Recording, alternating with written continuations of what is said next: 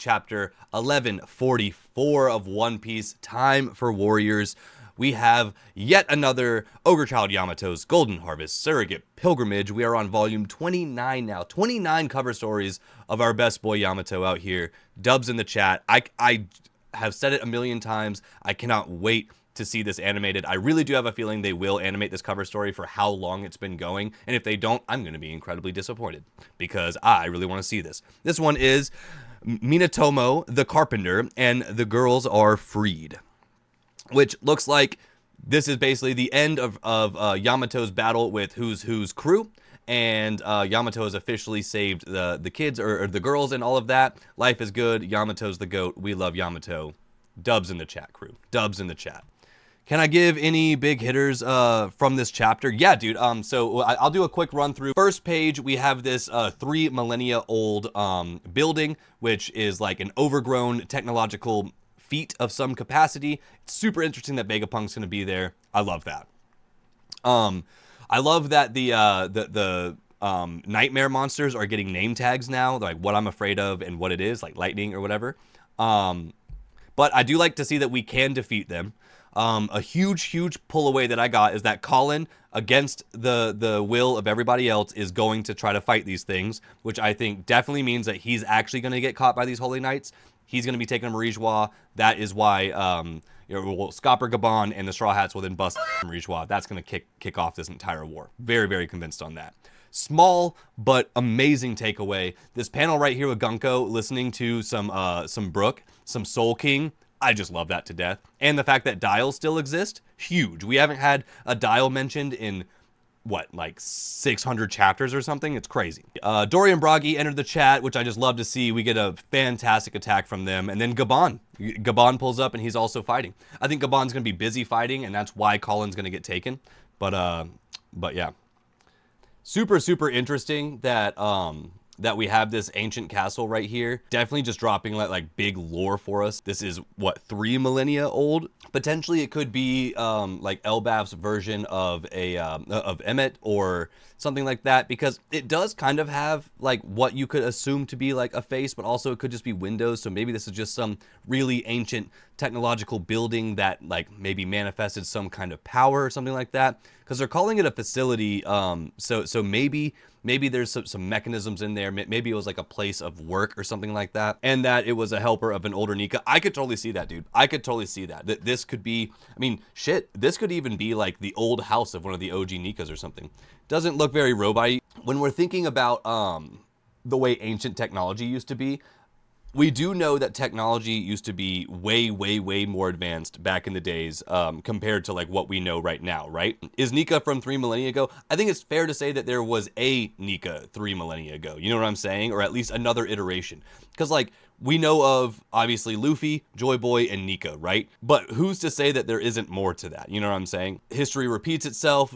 Everything is cyclical, so it could be just one of those things that maybe there was another Nika, or maybe the actual OG Nika is 3 millennia old or something like that.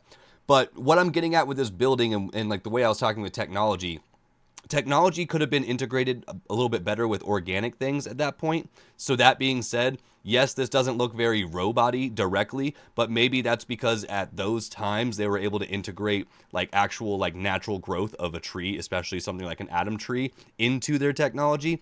I'm reaching for sure, and you know, this is kind of me just like trying to find some connection, but yeah, I'm not totally sure, dude. Saw that theory connected to Frankie being the new Emmet. Oh my gosh, dude, I love that concept. Frankie himself being the new Emmet. That would be crazy, and that totally makes sense, dude. That's wild. You think Frankie will 100% turn to Pluto? I fully agree with that, dude. I do fully agree with that. Zunisha is Joy Boy's enemy. It will be proven soon.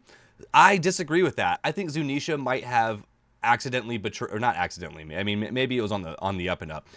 It's very possible, and it seems like Zunisha obviously committed some insane crime, and based on what we saw in the mural, it very much looks like Zunisha helped the original king, potentially Emu at that time, or maybe before Emu took that body, and definitely committed a great sin. I don't think that inherently means Zunisha is Joy Boy's enemy, though, because Zunisha was happy to see Joy Boy returning. It wasn't like Zunisha was like scared and ran away. He was happy about it. You know what I'm saying? When is Yamato joining the Straw Hats? Probably never. Yamato's gonna make their own pirate crew. I feel like, dude, we're gonna have the new Wano pirates or something like that, or maybe like the ogre pirates or Oni pirates. But I don't think anyone else is gonna join the crew, guys. Also, just got that his name is Emmett. Might be unrelated, but Emmett means truth in Hebrew. No, I bet that makes a big difference, Ruby. Good looks on that, dude. Good looks on that. Emmett meaning truth. Emmett holding the power of Joy Boy originally, dude, there could be something to that. Zunisha was tricked by Emu. I fully agree with that. I think Zunisha was at the minimum tricked, or just didn't understand the gravity of the situation that they were getting into. And it could make a lot of sense that Zunisha was following the king, right? Or queen, you know, if it's Lily or whatever we want to call it. And once that body was taken over, for some reason, Zunisha didn't realize that they had been taken over. So Zunisha was probably manipulated from that point on. And that's why Zunisha committed the crime that they committed. You know what I'm saying? Because they were being manipulated. Yamato's already on the crew. He's just taking care of business in Wano. Exactly, dude. Momo couldn't do a damn thing without having Yamato there for real. Okay, Jet in the Discord says, well, shout out my brother Stardust. Let's go. Even though he has no idea and can't read this. His original fruit, or his OC fruit, is the Void fruit. Made you think of this abyssal magic. For a while, you've had this magic power system theory, and this is a split from that theory. What of evil dreams? Dreams to control and dominate people. Vegapunk said dreams brought the fruits into reality on some 5D type. What about controlling people with magic? The power to use magic bore from the darkest depths, the abyss, presenting the first potentially of its kind mythical paramecia, or Zoan, dark magician. I love that you say dark magician, but I see you. Oops, that's Yu-Gi-Oh, my bad. Mythical paramecia, abyssal magician. This class would inherit traits from the Zone and potentially Logia. That'd be crazy. Its main power is to create a cult. Those with the mark of the Illuminati, Freemasons, are bestowed with gifts and powers connecting to their Lord and Savior, Demon King Griffith. You're bad, the Abyss Mark, and King Emu. Exactly, dude. That's actually really, really cool. I can see a lot of different angles for that, Jet. Again, I'm heavy with you on this whole, like, magic was potentially a very big thing before devil fruits were really popping, and maybe that led us to dealing with the devil fruits and stuff like that. This arc is going to get stretched out, huh? I don't think so. I really don't think this is going to get stretched out. This arc is going fast as hell, in my opinion. Does it look like it has snow or ice on it? See, I can't tell if it has snow or ice on it, or if this has been melted. Because, like, that's something that's messing with me. It looks like, to me, it got melted. Which is weird if it's all made out of wood. You know what I'm saying? Because, like, obviously wood shouldn't melt. So that's something that's kind of tripping me out a little bit. It looks like moss. I think that's probably a better answer, Spyro. It's just being moss and we're overthinking it. You're probably right about that. You think we go to Pirate Island, get the last road poneglyph, beat Blackbeard, then the final battle? I like that concept. My only reason I think we're going to go straight to Marijois instead of to Pirate Island from here is simply because if they do succeed in stealing these kids, we have to go get them. And you know the Straw Hats are not going to make detours on the way to saving the children. You know what I'm saying? I think this is really going to push us to go back to Marijois. I'm still pretty convinced, especially with this chapter right here. Let me scroll over to it, actually. So with Colin getting his own little pirate ship, putting the homies together and like going out against his or against Yarul's word and all that, I think Colin is absolutely going to get captured, dude. I'm still leaning very, very heavy on that. I feel pretty confident in the fact that Colin is going to somehow get captured, and like Gabon is going to join the Straw Hats for the moment. I'm not saying he's a new Straw Hat before everybody gets in the comments and starts saying that. And they're going to haul ass to Marijois, and then the big fight's going to start. And then during the big fight at Marijois, Blackbeard's going to step in and mess some up. And then we're going to have to follow Blackbeard. Probably from there is when we go back to Fullaled to go deal with Blackbeard, potentially, and maybe go get Garp. Maybe at that point, Kuzan finally betrays Blackbeard again and comes back to the good side. Not totally sure. I'm totally talking out at that point, but things I would like. It would take forever to get to the Holy Land. Yeah, but like travel time doesn't really matter in this too much, you know what I'm saying? You think everyone naturally had powers like Joy Boy, but they got greedy and it changed them, which separated the Logia Paramecia aspect into single fruits. I like that idea a lot, bro. I like that, or powers like Nika is what you meant. I like that idea a lot, where there was a lot more natural power within this world, and then yeah, like obviously the humans abused that power, which started to separate it. Which to that point, I think you were the one specifically making the de-evolution kind of thing, where you start off like everyone started off with like a full combined like ability of what all 3 types of fruits go to, and then they slowly split into different types of fruits as humans just continue to mess everything up. I like that. Do I think Loki is innocent and was protecting the honor of his father because he was selling kids? Ooh, so I don't know about the selling kids part. So I definitely do think Loki. I'm not going to say Loki's innocent. I think Loki did in fact kill his father. I am flopping a little bit right now after just listening to a bunch of theories this week, like different types of things on King Harold. I'm still pretty much in the boat that King Harold was doing nefarious things. I think King Harold just simply wanted to work, he wanted to open up the walls of Elbaf, exactly like it's been said. I think that in turn means he wanted to work with the world government, potentially giving them some of the resources that Elbaf has. The most important resource that we know for a fact that Elbaf has is the Atom Tree. And you already know that if the world government's going to make a deal with Elbaf, they're going to want their fighting power and they're going to want their resources. And specifically, they are going to tear apart that tree. And as these humans do, we consume and consume and consume, and that's going to, just destroy Elbaf for all intents and purposes. It'll start off with a little branch, and it'll end up being, okay, an entire section, and then eventually the world government's going to take so much of the Atom Tree that it would end up dying. Just like in the Harley mural, when you see all of the people pulling the ancient flame out of the earth and stuff like that, and that eventually causing the earth to spiral into darkness. I think it would be the same kind of concept if the world government got control of Elbaf on a slightly smaller scale. It's not going to destroy the world inherently, but it would destroy Elbaf, which would then in turn destroy giant culture and just all these other things. So I think Loki actually did it. Yes, I absolutely think he did it.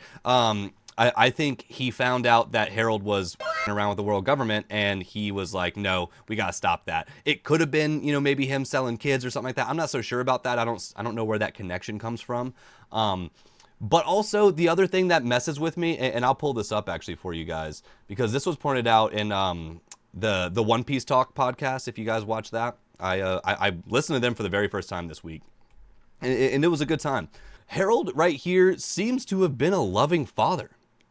He says, you are my sons, and I love you both. I want you two to work together to support Elbaf after I'm gone. That particular panel makes me feel like maybe he wasn't evil, which really confuses the hell out of me, to be completely honest with you. So we have a couple angles for Harold. We know Harold was a worldly man, obviously, because he was getting with some giants who were not from the mainland, which is where Harridan came from. And then he ended up getting a legitimate wife and a legitimate son out of Loki. Even still, with the illegitimacy of his son Harridan, he still wanted them to work together to make Elbaf like a great place. So it seems like he really cared about the good of Elbaf, which messes up the Harold was evil theory.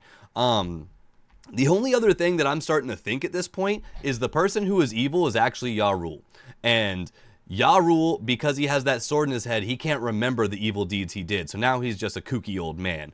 But maybe Yarul was actually the problem. What if Loki walked in on Yarul killing Harold, and during that fight, somehow, some way, Loki got framed for all of that?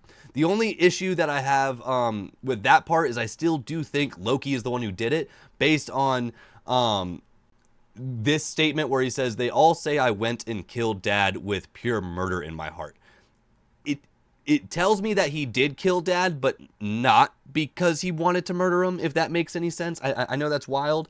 But yeah, guys, we're going to have to wait and see. Either way, I truly believe that at the end of the day, Loki's not inherently a bad guy. I'm not going to say he's a good guy. He's a morally gray character for sure, but I don't think he's a bad guy. Don't sleep on Nami and drunk Usopp. Dude, also, not going to hold you. I've never had more faith in Usopp actually having a chance to cook than I do right now. I was about to write him off again for just not doing anything this arc so far.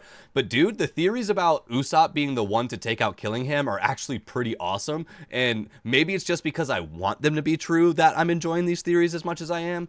But his entire thing about being a brave warrior of the sea and his dreams coming true and him going against a dream manifesting man, it would be crazy if somehow when he goes against Killingham and Killingham maybe puts him asleep, the dreams that Killingham manifests end up being too powerful for Killingham to control, and for some reason Usopp is then able to take control of that fight. I always will believe that Usopp is going to fail upward. Usopp is not going to do any of this on purpose. At the end of the day, it's going to be him being terrified. But in that, he's still going to somehow manage to win, just like he did with Sugar and all of that. I think that'd be super, super cool. And on a very, very tinfoil hat, very unlikely note, but I think it would be really cool if Usopp was somehow actually able to pick up Ragnir, the hammer that Loki has. That would just be so damn sick. You know, if they do the obvious thing, just like in the Marvel version of Thor with Mjolnir, you have to be pure of heart or worthy or whatever to be able to pick up the hammer. And for some reason, Usopp can, and he truly gets his, you know, more than 10-ton hammer. I think that'd be so sick, dude. I think that'd be so damn sick. I hope so. Wishful thinking, but I hope so. You have a feeling that that 100% that Loki only put on a facade because he was seeming as the bad guy all his life. Exactly. No. I definitely feel like, you know, it's either that or it could even be like on a kind of like a parallel to Usopp as well, where it's like the boy who cried wolf. He's kind of been a tyrant and a problem and a liar his whole life, but in this one moment, he's actually trying to tell the truth, and no one believes him. If he didn't want the atom tree for the world government, why would he smack it? Well, I think he smacked it on the simple fact of just to flex on them. I mean, he knew he wasn't going to take out the whole tree right there. But yeah, that's a good point. Maybe that does poke a hole in my in my theory. Usopp has to power up, bro. Dude, I'm saying, man, I really, really hope so. You wanted Usopp hitting the sword of Ja Rule to jog Ja Rule's memory. Dude, I fully agree. And I think that was like a tip to that there might be something in there. The Holy Knight stocks plummet fast if Usopp takes out one of them. No disrespect to Usopp. That's absolute facts, though, dude. It really is. I'm a certified Usopp hater, too, guys. So me even saying, like, all of that is kind of crazy. But I want him to win. I want him to win. I just, you know, don't have any faith in him at all. But that's kind of where I've landed in the context of, you know what? I don't expect a single thing out of Usopp. I do not expect him to do anything at all. So if he does something, I'm going to be happy. You know, and maybe that's just me coping, but it is. What if the owl shrinks Ragnir down for Usopp? Holy shit, Jet, I didn't think about that at all. That'd be crazy, dude. That's actually super possible. Yeah, dude, the owl shrinking Ragnir, that would be crazy, dude. That would be crazy. That's a really good one, Jet. You're cooking there. Thoughts on Frankie power up? I would love to see Frankie get a power up. I don't really have like any idea as to what the power up would be. Aside from like him just truly becoming Pluton in that capacity, because he obviously has that in his head, and I think it's pretty obvious that he's going to become that in some capacity.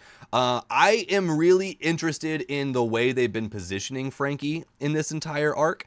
Frankie is surrounded by some of the most important information we've gotten in this arc, and he was like, you know, dead center on the mural, which I genuinely believe is important. Mainly, more likely because he is important within that mural. Less likely, but still possible, that maybe he was physically hiding something that was actually shown on that mural that we don't get to know about yet. Not totally sure, but there's definitely a lot to Frankie right now, man, and I'm interested. I love to see it. Unfortunately, I think his power-up would be not using Cola anymore or teaching Vegapunk about Cola powers having some surge in his veins. Dude, like Cash is saying, or I'm sorry, like Tim is saying, if the cola was replaced with Seraphim juice and somehow Frankie, I mean, I don't see that being likely even at all, but God, that'd be crazy, bro. If Frankie started getting Seraphim level powers, man, that'd be nuts. You low-key don't mess with BB? I mean, like, he's a bad guy. Are you just saying, like, you don't like him as an enemy? You honestly don't even know how they're going to use Saturn's looks if the world government spread the news I died. That's what I'm saying. There was just regular fodder Marines on there watching Saturn get absolutely murked. So there's no way they kept that information completely under wraps. So that's a good point, Spyro. Like what's the play there?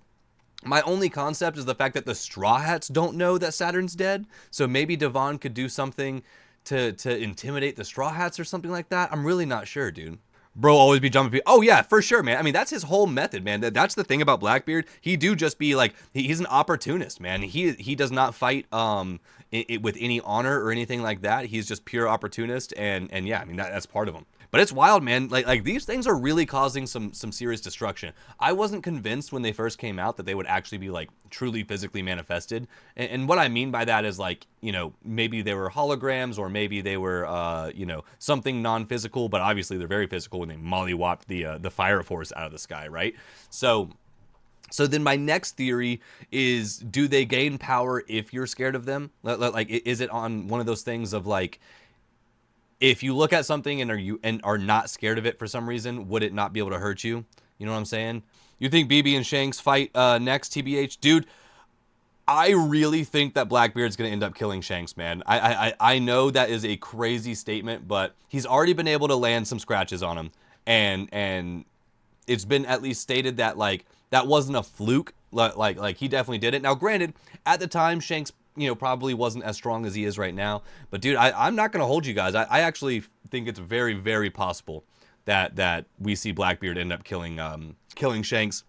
And that making Luffy snap and go absolutely crazy. Dude, I think I hate to say it, but I think Shanks is one of the highest or the most in danger people in the show as far as potential to die, but for the impact that the story would hit. So, oh God, what if the person to die was Brook? I mean, it could. I think that's pretty possible too, because I like the theory that's kind of been going around, and we've talked about this in a couple of our streams about Brook's awakening potentially being able to like return the soul from somebody who's died into their body.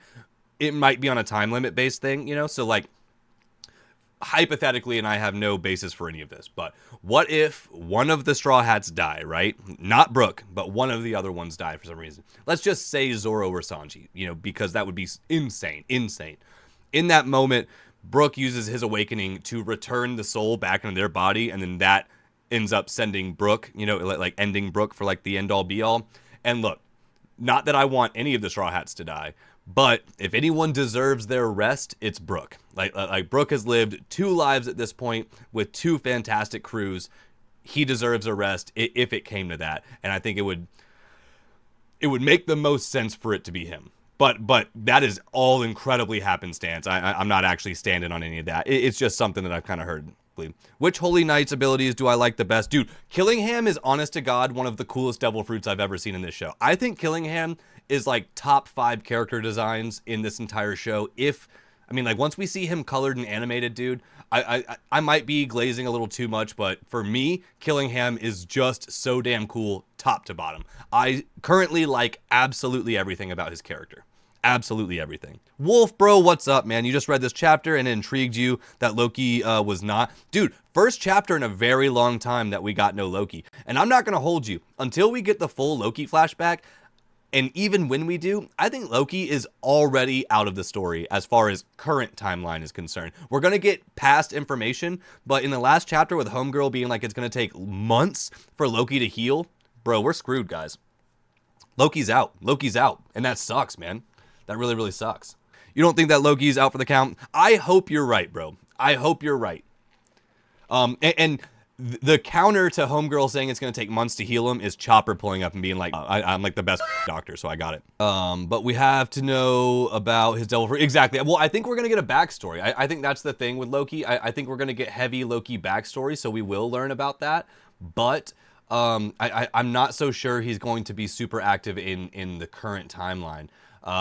Because I think Loki's too powerful. I really think he's too strong. Loki def gonna be fine. I definitely think he's gonna be fine. And I would love for him to get healed up soon. It just feels like a very convenient writing thing to be able to be like, all right, well, we just, introduce like a OP character. So for that reason, we're gonna kind of remove him. You just need to take off his cuff so he can heal facts. You do believe he has devil fruit compared to Luffy? I do think he has a god tier devil fruit. I absolutely. I think it's something that could also be assumed to be Nika, because I think Nika. I'm still very convinced that there's a multitude of devil fruits that represent the different versions of Nika that all of the different giants decide like believe in, like the liberation god, the destruction god, the god of laughter. I think they're separate. Gabon has entered the chat. Which is just so damn sick. I love to see that he's actually just jumping in immediately. But again, I think Gabon being in the middle of this fight is gonna make it to where he's busy and not paying attention to what's up with Colin, and Colin's gonna get snagged by these guys, dude. I think the only other thing that we really haven't gone over is the particular scene right here with Saul trying to figure out a way to like stop these kids from walking this way. It seems pretty bad at this point. One thing that I'm kind of theorizing that could potentially happen here with these kids being stuck on this forward moving path, maybe they actually destroy the branch entirely so they don't have the fiery, like burning like branch to walk through. And like Saul did this thing where he kind of put ropes around them and he's like kind of slowly pulling them off from the pack. But like, I do not know what they're actually going to be able to do to like stop these kids from truly moving, because with with all of these monsters and creatures popping up in the middle of them trying to do this, it's gonna become a pain, dude. Because like exactly like Saul says, they're all working together, they're all connected. So, all right, shout out my boy Ill Twisted one time in the Discord, coming up with some good theories. All right, so in this fan translation, they call this a cyborg hall. So there is definitely something like very mechanical about this, which is interesting. It's giving me scientific vibes, and then homie puts the Iron Giant. This lab is giving me Iron Giant vibes, and while looking at this photo, it made you think, what if Loki accidentally strikes it with lightning and it wakes up? Brilliant idea. And then he follows up with this little lightning thing right here. And we have this guy literally right there too. Emmett ran off the drums of liberation, and maybe this one needs a jump start. Luffy has gone gear 5 on Elbaf at this point, so it's interesting that that wasn't enough to wake it up. But I love the idea right here that Twisted is saying with this guy potentially being the one to actually turn this creature on. I think that would actually be really, really cool. I think that would be really, really cool. Oda did some crazy perspective thing to this panel. Look how massive it makes the whale tree. This is on Zunisha. Got you. And with the new chapter, we see that the lab is totally grown over by a tree. What if it's also true for the whale, which I think could be a ship we see in the ancient mural on Elbaf? I love that. I love that theory. That whale being this ship right here, and then this is like a crazy angle for it. I like that a lot. Couldn't help but notice Oda drawing these weird round trees in both Overground Lab and around the whale. That is a good point, man. Homie's coming through with the stamps. I really, really appreciate when y'all do this too. This is so fine. Yeah, really, really good points. Whale definitely got some importance. That's absolute facts. That's absolute facts, dude. Do I do this every chapter? Yes, I do. Every single Sunday. First, we read the whole chapter, and I give you guys like just my pure reaction to it, and then we start cooking, man. Then we start cooking. Jet, are you asking if Luffy's gone Gear 5? Yes, he went Gear 5 for just a moment when fighting Scopper Gaban. Literally just for 2 seconds. And we didn't get like you know how in Egghead, which is like when we the Rob Lucci fight with Egghead, we still got a full like moment of Luffy going Gear 5 where like he was banging on his chest and we got the eye swirls and like they gave us the transformation. The interesting thing is here in Elbaf, he didn't get like any of that moment. We didn't have any build up or like the drums started to play or anything like that. He was just like boom, Gear 5, Zoro's lit, and then Gaban's like, all right, I'm done. You think Emmett was put to sleep and the drums woke it up? You think this other giant predates the advanced civilization? I mean, that's a good point. This thing is way older than Emmett, so we can't expect it to work the way Emmett does. Which, for that reason, I think Ill Twisted is absolutely cooking on the fact that these electricity things are going to be the thing to kick it back into high gear. Emmett didn't turn on when Luffy first went Gear 5 on Egghead, but once he was close to him. Okay, that's a good point. You think he's getting better at tapping into it? Yes, he certainly is getting better. The fact that Lucci thought he had a chance, dude, Lucci got clowned like it was nothing, dude. It was nothing. Yeah, he trained for Gear 2. For real, dude, for real. Do I think Kid is gone for good? Honestly, yeah, probably. I'm not sure what more he has to give to the story. I would like to see some more Kid, because I honestly like Kid. But yeah. Law lost to Blackbeard. You just happy he's still alive? Yeah, Law is absolutely still in the story. There's zero chance he's gone for good. He's got like the third most important fruit in this story. You don't think Kid or Law or even Big Mom or Kaido are dead? You think they all have more to offer to the story? I mean, honestly, I agree with you. Oda refuses to kill off characters, generally speaking. So I will never assume someone's dead until like they give us like the Pedro level of he's dead. All right, so the Kaido theory. Let's go over that one more time. The main theory is that Kaido kind of looks like King Harold. That's literally where it starts. And then horns. Ancient giants have horns. Kaido has horns. So we really don't know about much about the ogre/oni race. Those two words are interchangeable, by the way, guys. There's not any real differentiation as far as that in the context of the One Piece world. But yeah, they have horns. They seem to be physically larger people, but they're not as big as giants. We don't really know about what their lifespans are like, if they're like longer lifespans like giants or not. But we do know Harold was a worldly man, obviously, because he, Hiruden's mom is not from Elbaf. So he was definitely out there doing work, and Harold specifically wanted to open up the world, or Elbaf, to the world. So he really wanted connection. So it would make sense that, he was kind of out there proliferating a bit and kind of just trying to spread his bloodline around the world as much as possible. I'm waffling back and forth on if I actually believe that Kaido is truly going to be like the third son. Timeline wise, it really does work very, very well. And then also like the guys on that One Piece Talk podcast brought up specifically here, we got King Harold, and if we zoom in hella, he does seem to have like 2 like lines tattooed on his eye. We do know that that Ripley has a line tattooed over her eye because she got with somebody who is not from Elbaf. Apparently that is a way. Oh, here. I don't know why I zoomed in on that. It's right here. My phone's in the way, so that's my bad, y'all. But yeah, so you can see the 2 lines on his eye. The theory goes that those 2 lines are because he's fathered 2 children outside of the bloodline and lineage of Elbaf specifically, which is a symbol of shame for these guys. That part of the theory I like quite a bit. Also, in this particular panel, I'm literally just noticing this right here. These horns very specifically look a lot like Kaido's. But then the next thing, exactly like you just said, Cash, Loki's weapon is the next big like potential hint that we have going on right now. Because in the last chapter, Loki is rocking like a spiked hammer the way Kaido does, which, you know, it isn't like definitive, like without a doubt we got it, but it's just another interesting thing. The funny thing to point out is, if we're using this logic, then Alvida is also a son of King or a daughter of King Harold. But there's something to it. I don't hate the idea. I'm very, very open to it. There's a few other reasons, you know, again, we just don't know enough about the ogre race, man. We really just don't know enough. Oh yeah, dude, and Onigashima itself is the head of an ancient giant, which is super, super interesting. And Loki has an attack that is called something Ragnarok. I'm gonna butcher that. Not Loki, I'm sorry. Kaido has an attack that references Ragnarok, which again, just Norse mythology, kind of brings us back to all that. Vivi will probably be joining. No, why would Vivi join? Vivi has an entire country to run. How could Vivi possibly join the Straw Hats when Vivi has to run all of Alabasta? Who's going to run Alabasta in her stead? And she's already an honorary Straw Hat. Like, that's the thing. Like, she's already a Straw Hat for all intents and purposes. But just like, you know, Momonosuke can't join the Straw Hats because he has a whole country to run. Yamato can't join the Straw Hats because Yamato has to support Momonosuke because we all know he needs all the help he can get. Loki is 17 times the size of the Sunny. He can't join the Straw Hats. And also, he's a leader. He's not a follower. I could not imagine him doing that.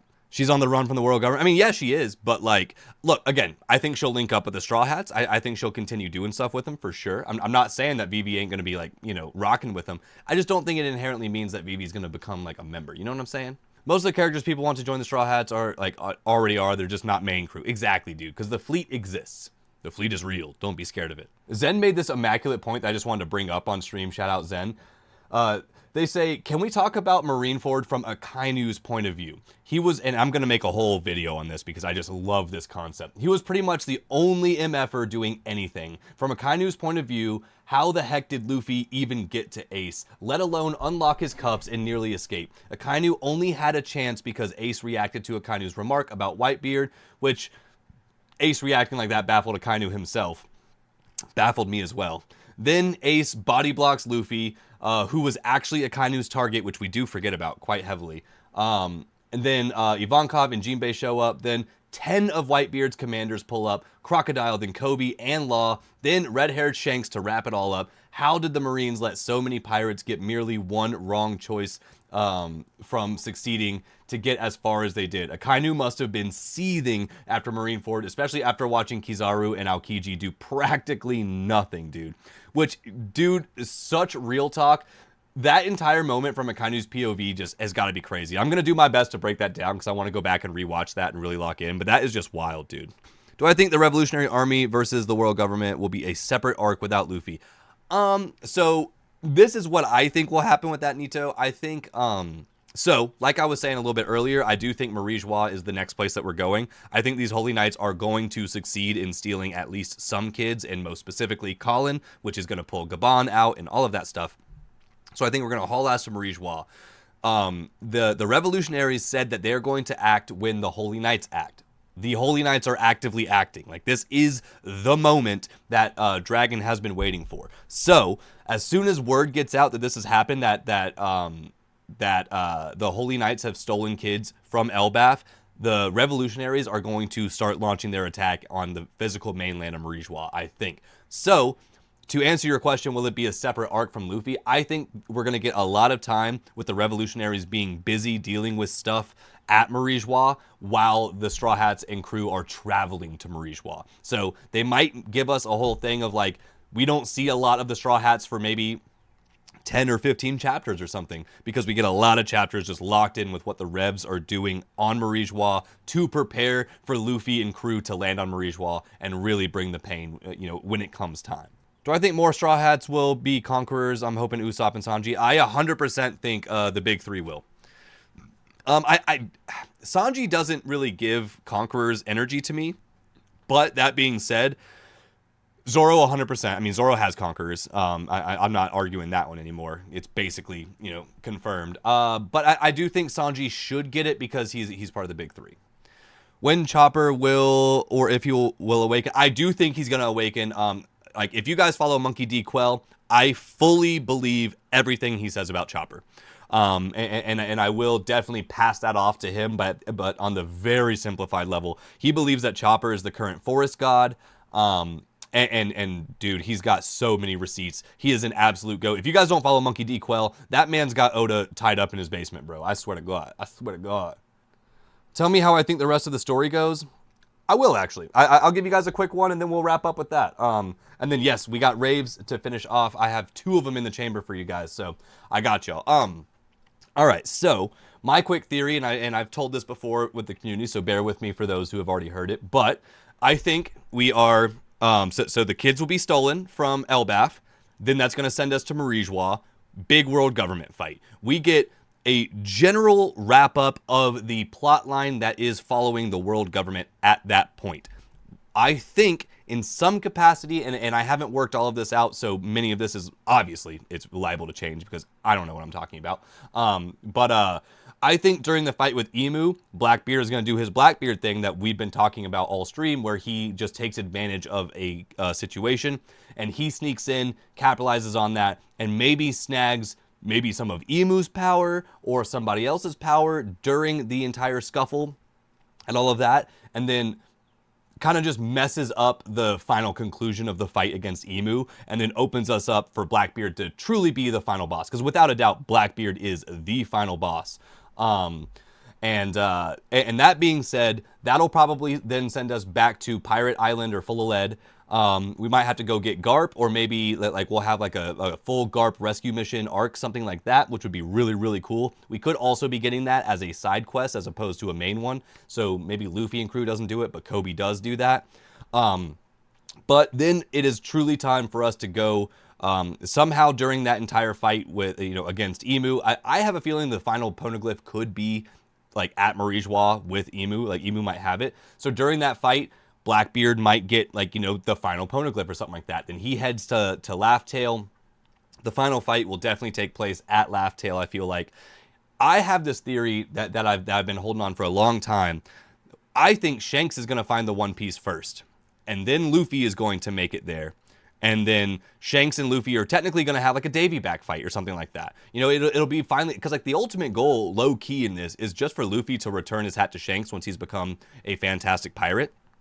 So that being said, what will happen is they will start fighting, and it won't be like a malicious, like Shanks is the bad guy, but Shanks is like, all right, show me that you're worthy of being the king of the pirates. Show me that you're everything that Gold Roger said you would be. And they start doing their fight, and Luffy's doing his thing, and he's proven himself. And during that fight, Blackbeard sneaks in and somehow capitalizes on the moment and kills Shanks right in front of Luffy. And Luffy just loses his mind from there. Absolutely snaps. And in that, then we get the final real fight of Luffy versus Blackbeard. And then basically the Straw Hats versus the Blackbeard pirates in general. And then that'll be the final big fight. The conclusion of that will get Luffy the One Piece. And then, dude, we're off to the races. That's it. But I'll have a full recap of this. The uncut stream will be on my Patreon, and then I will be doing an edited version of this up on YouTube. All right, y'all. Thank y'all so much. I appreciate you guys. Much love, y'all. Thank y'all so much for rocking with me. I will be talking to y'all on the Discord and in the comment section and all those other places. I will see y'all very soon. Peace and love. Tell the people you love them. Touch grass, drink water. We'll see you next time, guys. I appreciate y'all.